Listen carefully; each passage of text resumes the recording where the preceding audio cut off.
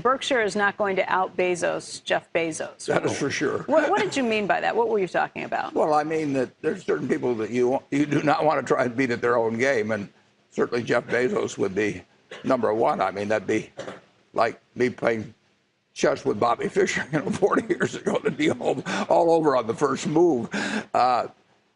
Jeff, he's just shown amazing talent in figuring out how to please customers, and in a very short time.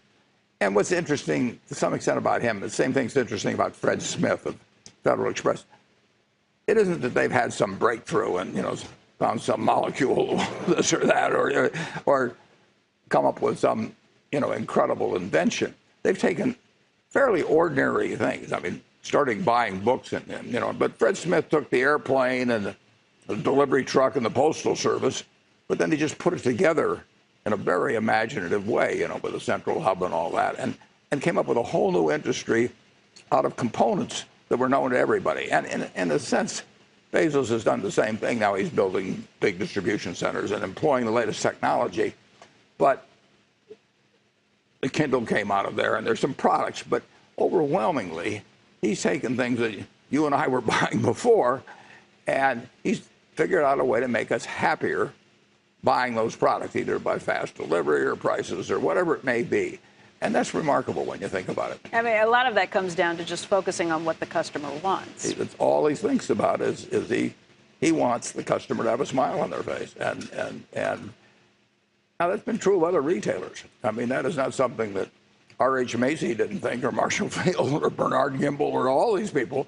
But he knew how to do it, in 1997 in a way that nobody else had come up with. And I'm sure his ideas even evolved as he was doing it. But he laid out his objectives in his first annual report. And you could just read them. I mean, his competitors could read them. And he has changed the world in a big way. When you talk about his game, I mean, it's harder and harder to really identify what his game is. It's retailing, it's online retailing, but so much of Amazon's huge profits from the last go-around came from AWS, from the cloud. And that's incredible because he developed that over a 6 or 7 year period, and everybody else sat and watched. And I mean, here was a guy that was a business genius, and he's coming out with something big, and the world, his competitors, to a large extent, just sort of ignored him. I mean, they gave him a lead time, which was very, very dramatic. I actually sat next to him at a birthday party for someone, and he told me how surprised he was that he didn't get more reaction quicker.